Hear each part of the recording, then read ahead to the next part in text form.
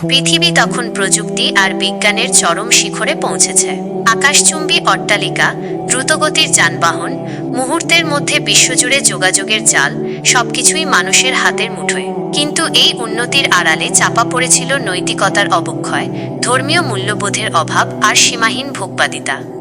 মধ্যপ্রাচ্যের জেরুজালেম শহরে এক রহস্যময় ব্যক্তির আবির্ভাব হলো।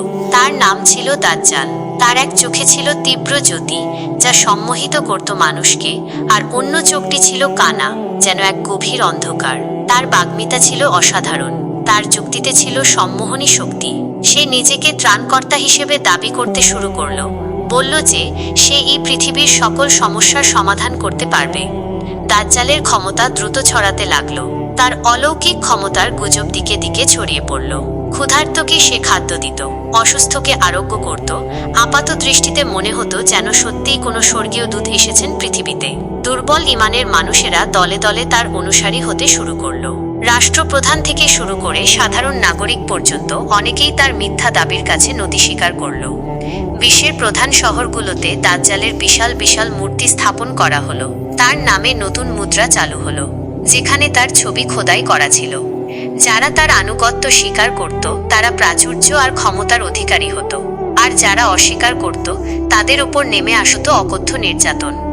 মক্কা ও মদিনার পবিত্র ভূমি ছাড়া পৃথিবীর প্রায় সকল প্রান্তেই দাজ্জালের শাসন কায়েম হলো। মসজিদগুলো নীরব হয়ে গেল, আজানের ধ্বনি স্তব্ধ হয়ে গেল। মানুষের অন্তরে আল্লাহর ভয় কমে গেল। শয়তানের প্ররোচনায় তারা মত্ত হলো পাপাচারে। এই ঘোর অন্ধকার সময়েও কিছু মুমিন তাদের ঈমানের উপর অবিচল রইলেন। তারা দাজ্জালের মিথ্যাচার বুঝতে পারলেন এবং মানুষকে তার ফিতনা থেকে বাঁচানোর জন্য গোপনে সংগঠিত হতে লাগলেন। কিন্তু তাদের সংখ্যা ছিল খুবই নগণ্য, আর দাজ্জালের প্রতাপ ছিল আকাশচুম্বী। ইমাম মেহেদীর আগমন। ঠিক এমন সংকটময় মুহূর্তে মক্কা নগরীতে এক জ্যোতির্ময় যুবকের আবির্ভাব হলো। তার নাম ছিল মুহাম্মদ ইবনে আবদুল্লাহ, যিনি পরবর্তীতে ইমাম মেহেদী নামে পরিচিত হন। তিনি ছিলেন রাসূলুল্লাহ সাল্লাল্লাহু আলাইহি ওয়াসাল্লাম এর বংশধর। তার চরিত্রে ছিল নবীগণের বৈশিষ্ট্য, সততা, ন্যায়পরায়ণতা, সাহস আর আল্লাহর প্রতি অগাধ বিশ্বাস। ইমাম মেহেদী প্রথমে গোপনে মানুষকে সত্যের পথে আহ্বান করতে শুরু করলেন। তার মিষ্টি কথা, যুক্তিসঙ্গত আলোচনা আর কুরআন ও সুন্নাহর জ্ঞান ধীরে ধীরে কিছু মানুষের অন্তর আলোড়িত করল। অল্প সময়ের মধ্যেই একদল নিষ্ঠাবান যুবক তার চারপাশে সমবেত হল। যখন ইমাম মেহেদীর অনুসারীর সংখ্যা বাড়তে লাগল, তখন মক্কার শাসক দাজ্জালের ভয়ে ভীত হয়ে তাকে গ্রেফতার করার চেষ্টা করল। কিন্তু আল্লাহর ইচ্ছায় ইমাম মেহেদী অলৌকিকভাবে সেই ষড়যন্ত্র থেকে রক্ষা পেলেন এবং মক্কা থেকে মদিনায় হিজরত করলেন। মদিনায় ইমাম মেহেদীকে সেখানকার অধিবাসীরা সাদরে গ্রহণ করল।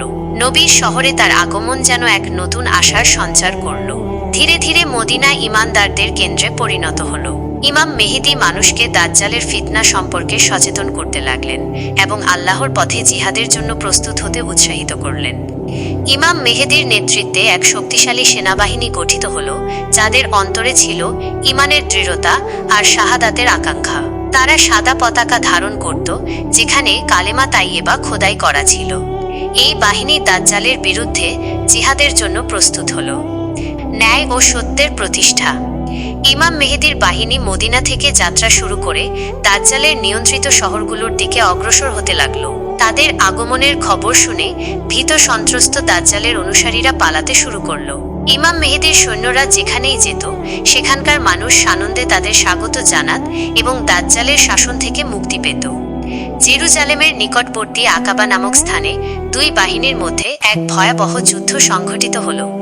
ইমাম মেহেদীর স্বল্প সংখ্যক মুজাহিদ তাদের ঈমানের জোরে দাজ্জালের বিশাল বাহিনীকে পরাজিত করতে সক্ষম হল।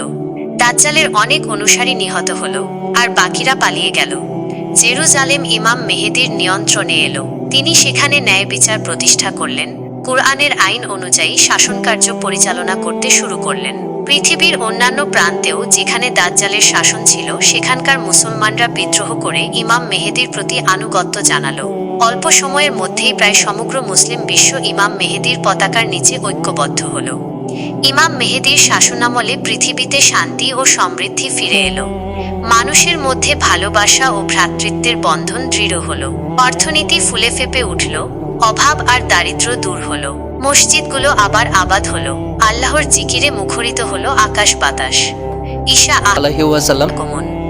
ইমাম মেহেদী যখন ন্যায় ও ইনসাফের সাথে পৃথিবী শাসন করছেন, তখন দামেস্কের একটি মসজিদের মিনারের উপর হযরত ঈসা আলাইহি ওয়াসাল্লাম আকাশ থেকে অবতরণ করলেন।